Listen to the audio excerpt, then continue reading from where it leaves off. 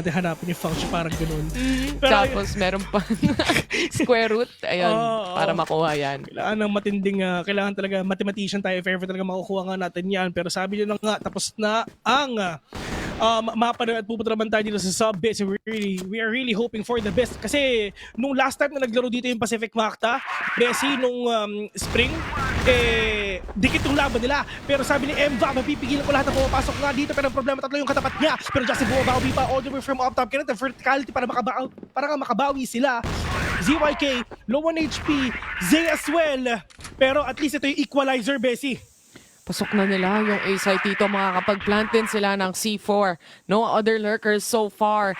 And PM, nagdedesisyon na sila dito kung paano nila iti-take advantage, paano nila i-retake ang magiging scenario. Kailangan may manggaling na stairs. Justin, may kasama syempre. It's a buddy system so far that PM has been working out here. Masasagot ba nila yung nag-aabang sa staircase na to? Mino, nakaabang na through the smoke. No one yet. Oh no, Minos, gusto ng katapat niya, pero grabe naman yun, spray and pero dyan parang babawi yung kalaban niya, pero yung aggression na pinapakita nga dito ni First, medyo delikado, buhay pa siya, si Revenge biglang nawala, at yun ang sinasabi natin talagang body system, na if ever magsiswing, may trade sila, hindi nila pinapabayaan yung isa't isa. 1-0 so far for EP and PM or Pacific Macta on the GR side. Still waiting patiently. Setup mula kay Revenge. Merong 3 vents at mahuhuli dito si ZYK. Kamukha sila ng IGN. Oo nga eh. Mamaya dyan na rin si SSS, si YSS, kung ano-ano man. Si SSS. Tinusunod sila LTO, gano'n. Sina TIN, ayan. Kakasama yung mga yan eh. Oo, mga tropa yung mga yan eh. Pero Unti na lang zipper na sila eh, no? Feeling ko yun talaga yung magiging doon. Pero sa side nga ng EP mga tol, nag-aantay lang sila ng magandang opening and yung isang kill na pwede lang mapasok, lalong-lalo na yung mga yung mga attackers nila dito. Kailangan sobrang solid and syempre dapat buo yung loob mo. Para maubos mo yung mga kalaban mo. Pero Justin ang nagbabantay. Ganit ang verticality already, pero AYH yung makakapatay. Adrian bumabawi pa. Pero ni Zay nagbabantay. Alam mo yung kalaban niya. Pero Revenge muntik, hindi tumama. Pero buto na talaga na pistol niya yung isa. First, nasa kanan niya. Yung isa nasa kaliwa. Pero Revenge again with the kill. Bumabawi siya. Revenge nakakatatlo na. Inuubos natin ng Kitra. Pero YTK! Sobrang sayang noon. Nag-iinit na si Revenge pero nahuli mo pa. Hindi pa rin sapat. Ang dami niyang pinatay pagdating sa round na yon. And to say the least, pinapalibutan siya literal. Sinusubukan siyang ipitin ng EP dito. Nagawa niya ng solusyon pero hindi pa rin talaga enough. That first kill again coming in from First. Hits a lots of shots pagdating sa araw na to I mean, umpisa pa lang sinabi na natin na talagang sobrang scary pag si First na nakakalaban mo. Pero malay mo, mamaya makabawi na ang Pacific Macta. Kasi ang Pacific Macta, syempre, sa una nabubugbog at mamaya manggigera na. Pero pag talon ni Justin, may nakitang isa pero natamaan na ata siya. Pero pagdating naman dito nga sa EP, talagang kailangan nila makabawi ngayon. Kasi wala pa naman silang bawas, di ba? They can actually push yung mga players nga dito sa Pacific Macta. Pero sabi nila, kalma na muna tayo. Kasi alam naman natin na malakas ang PM. 3-man push. Na-flash lang kaunti. Huli agad si MVA. Justin naman to defend the throne so far. Pero hindi pa rin nila magagawa ngayon. It's a 2v1. A good trade-off mula naman kina ZYK indirectly. Pero si First na naiiwan na masakit so far. Paano niya susolusyonan to sa 2v1 na to? Medyo mahirap ito, Bessie, pero para mo makabawi talaga ang PM dyan. ZYK, low on HP, at ang pangalan mo ay First, pero feeling ko hindi dapat First ang pangalan mo kasi yung mga players ka na Pacific Macta nandiyan sa harapan mo. First, nakachamba pa ng isa, pero grabe naman talaga! First, nakuha pa rin niya! It's just alam niya na magkukrossfire yung dalawang players ng Pacific Macta doon. Ginamitan lang na utilities. Diyos ko, yung isa na nade pa! Men! Sakit nun! Grabe yung thought process niya, yung pagki-clear niya nung angles. Why not use a utility play para ma-clear out yung left side, lalo na kung ganun ka-constricted yung pathway na dadaanan mo.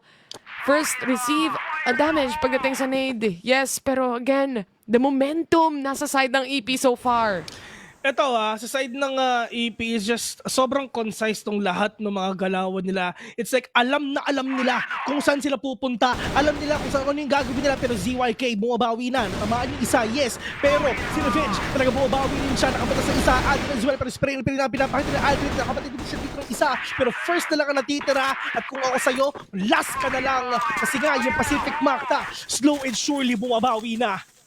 Malinis na round. Pagdating sa PM, wala ring namatay mula sa kanila. If they can continue doing the same para sa mga susunod na rounds, baka mabaliktad pa. It's again, first, taking possession, pero nakaabang na si Revenge. Anytime soon, pwedeng may dumaan. No Uy! smoke so far. Isa ang nabilang niya. Sabi niya, one Oo, sa one. teammates niya. One. Nagbilang.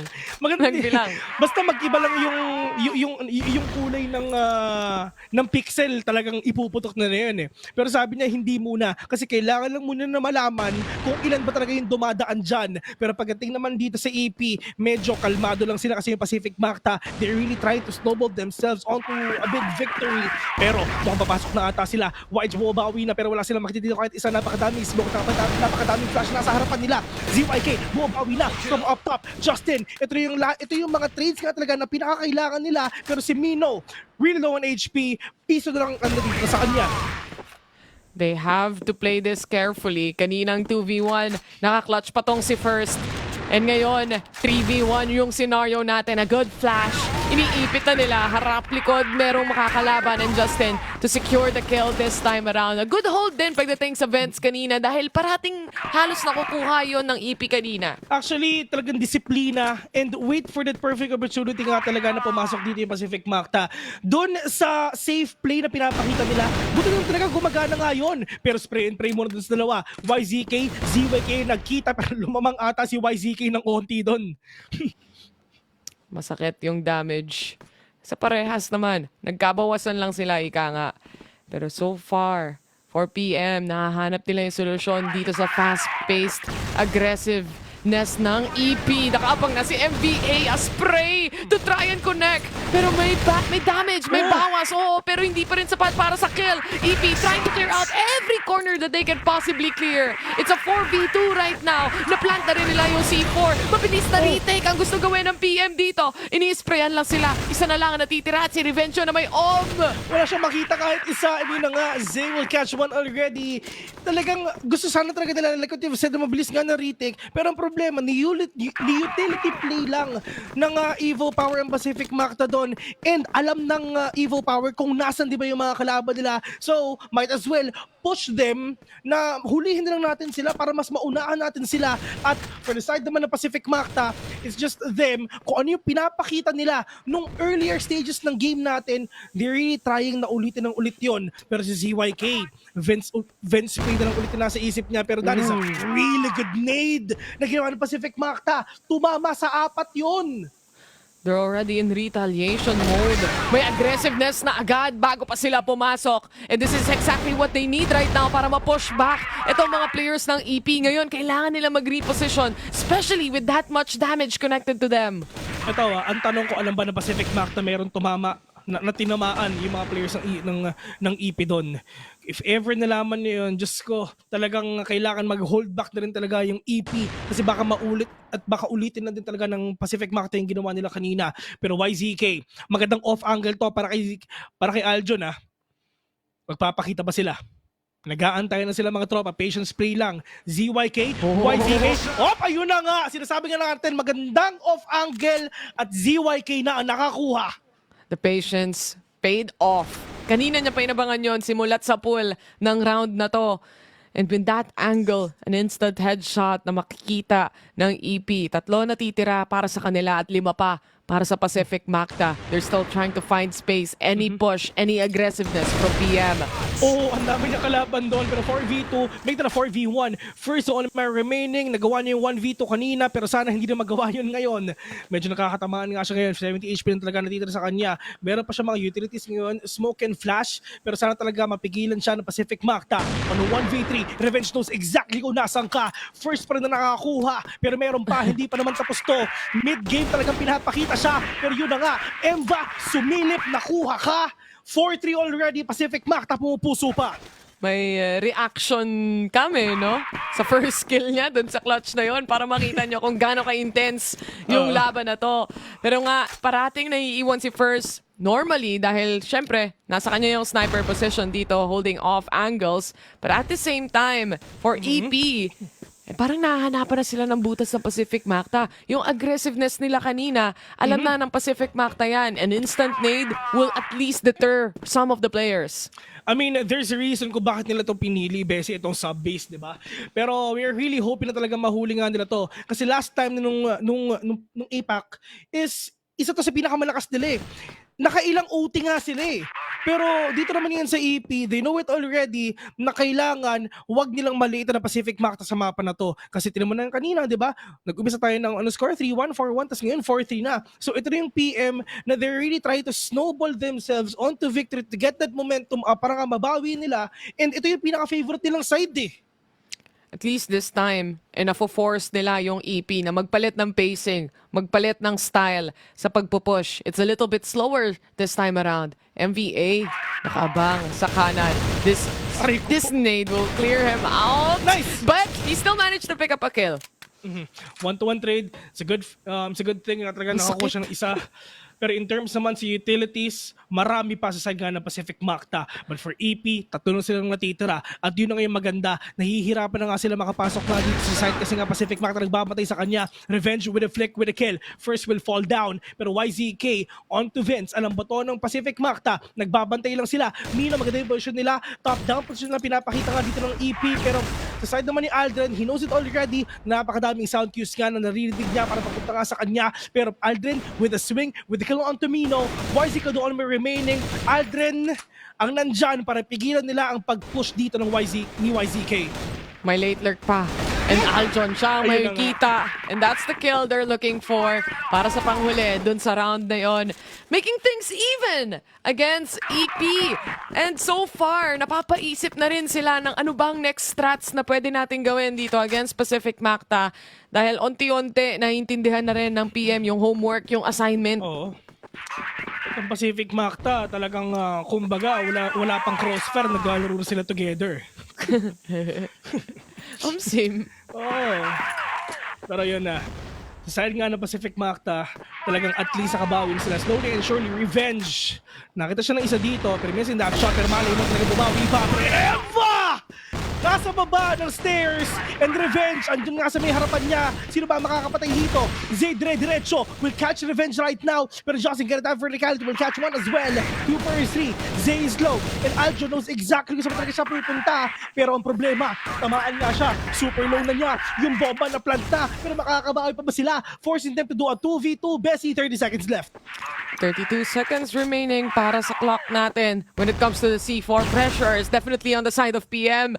Aldrin, tamang jumping lasso na para sa side dito ng Pacific Macta ngayon. At Nice. papasok nila to ng malinis na malinis. First, haven't seen anyone even pagdating sa peak na yun. Low si Aldrin. Oh! Pagdating sa 1v1 na to, kailangan ng magandang position against still the headshot mula kay YZK to finish things off.